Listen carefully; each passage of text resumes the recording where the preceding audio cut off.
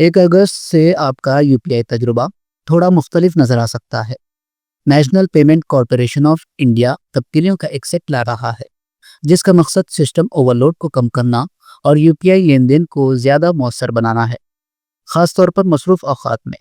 یہ اپڈیٹس زیادہ تر اس بات پر لاگو ہوتے ہیں کہ آپ کتنی بار اپنے اکاؤنٹ کا بیلنس چیک کرتے ہیں یا آٹو ڈیبٹ جیسی سروسز استعمال کرتے ہیں، اور اس کا مقصد چیزوں کو پس منظر میں آسانی سے چلتا رکھنا ہے۔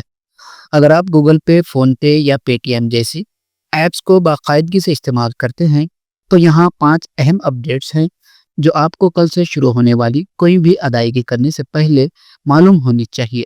نمبر 1، بیلنس انکوائری کی حد۔ اب آپ ہر UPI ایپ پر دن میں صرف 50 بار اپنے اکاؤنٹ کا بیلنس چیک کر سکیں گے۔ یہ گنتی 24 گھنٹے کی مدت میں شمار کی جاتی ہے اور اس میں صرف وہ بیلنس کی درخواستیں شامل ہوتی ہیں جو آپ براہ راست کرتے ہیں۔ UPI ایپس پس منظر میں خود کار بیلنس چیک نہیں کر سکتے۔ اس کے علاوہ ہر کامیاب ٹرانزیکشن کے بعد آپ کا تازہ ترین بیلنس اسکرین پر دکھایا جائے گا تاکہ بار بار چیک کرنے کی ضرورت کو کم کیا جا سکے۔ نمبر 2، بینک اکاؤنٹ کی تفصیلات تک محدود رسائی۔ اب ہر صارف کے پاس UPI کے ذریعے اپنے موبائل نمبر سے منسلک بینک کھاتوں کی فہرست دیکھنے کے لیے روزانہ 25 بار کی حد ہوگی۔ یہ تبھی ہوگا جب آپ ایپ میں اپنا بینک منتخب کریں گے، اور اگر درخواست ناکام ہو جاتی ہے تو کوئی بھی دوبارہ کوشش آپ کی اجازت کے بعد ہی ہونی چاہیے۔ نمبر 3، خود کار ڈیبٹ ٹرانزیکشن آف پیک اوقات کے دوران ہونے والی ہے۔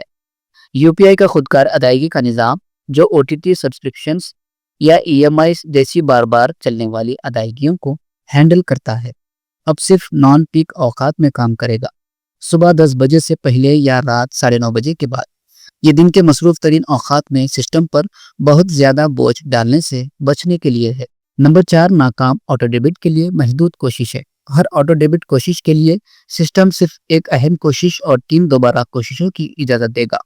اس کا مطلب ہے کہ مینڈیٹ سے منسلک ادائیگی کو مکمل کرنے کے کل 4 مواقع۔